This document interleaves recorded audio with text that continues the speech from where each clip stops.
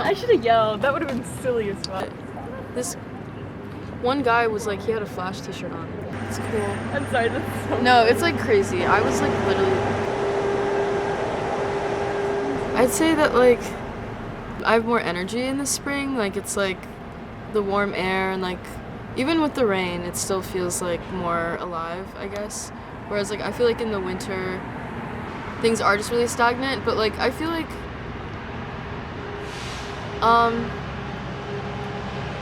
I'm still like, I still enjoy, I feel like I still enjoy winter time too though. Like, it's not like that.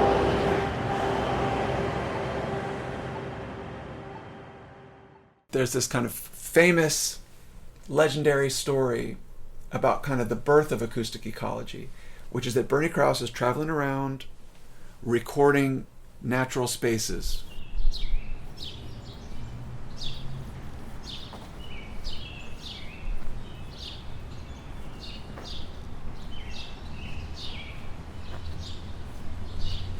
Bernie Krause is interesting because not only is he part of that world of environmental field recordings, but he's a really important figure in creating this whole academic field of acoustic ecology. I've got something that's really special. Listen to this.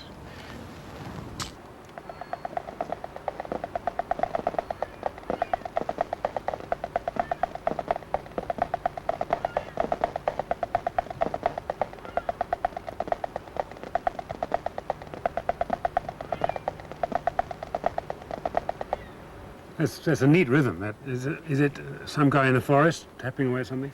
It's a tree.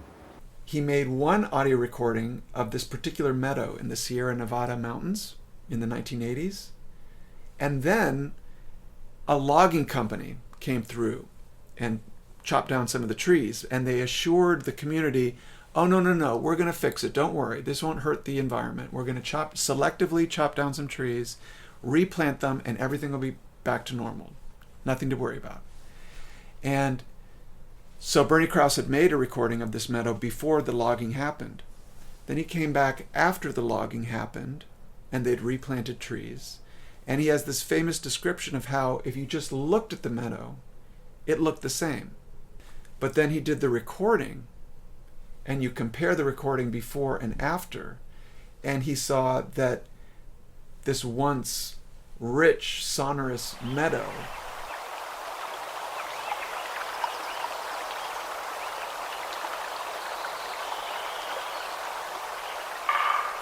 had really collapsed, much more quiet, much less going on. And he has this famous line that a picture may be worth 1,000 words, but a natural soundscape is worth 1,000 pictures.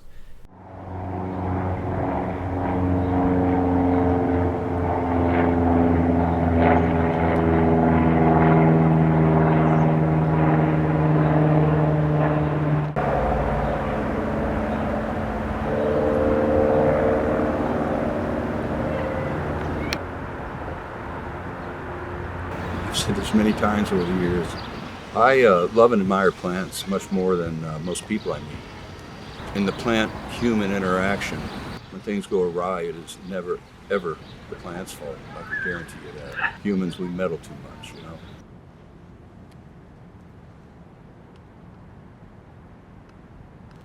My name is Marty Mercer, and I've lived in Evanston for roughly 30 years. I'm a horticulturalist and have been for about 38 years.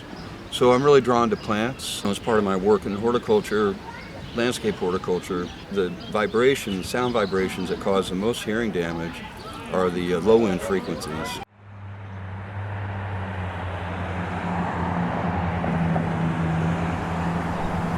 And we may not even be aware of them in the immediate, but they're very risky to our hearing. And once you lose your hearing, it's gone forever. You know, it destroys the cilia in our ears.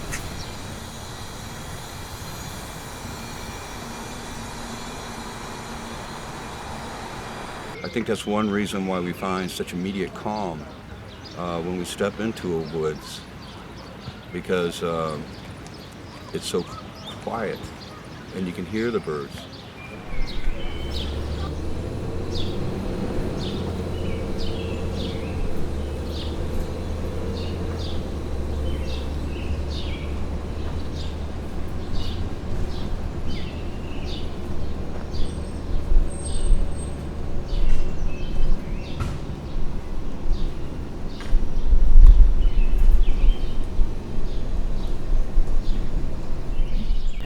communication tends to be about really important things like being able to get back to a roost and mating.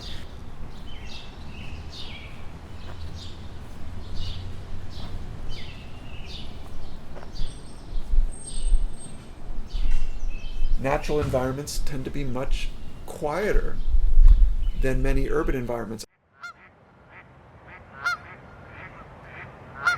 How do species have to change their vital communication?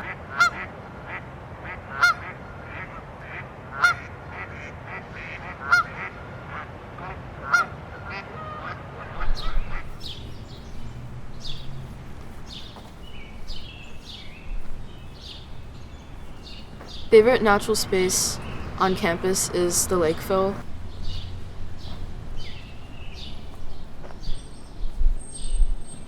Otherwise, everything just feels very much like placed and like not natural. Like they're natural spaces, but it doesn't feel natural.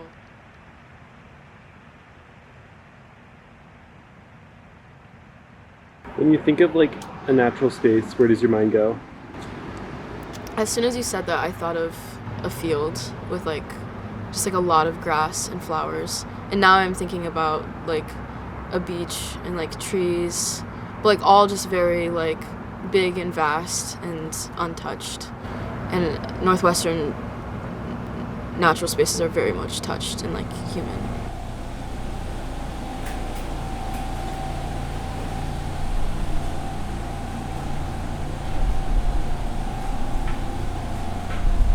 Some wildlife field recordists are super interested in just recording natural sounds. They want pristine natural sounds. They don't want to hear an airplane flying overhead. They'll wait and record, or they'll edit that out. They'll edit out the highway sounds. That approach will get critiqued by people that say that's telling a false picture. There's a similar critique that happens with nature documentaries. Nature documentaries that just focus on pristine wildlife and nature are deceptive. Where are those places?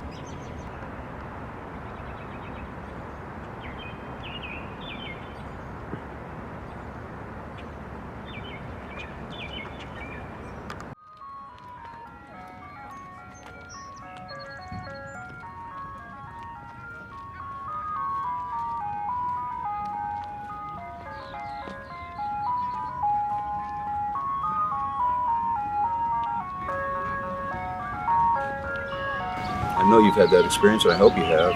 If you haven't, go. Just, step into a woods.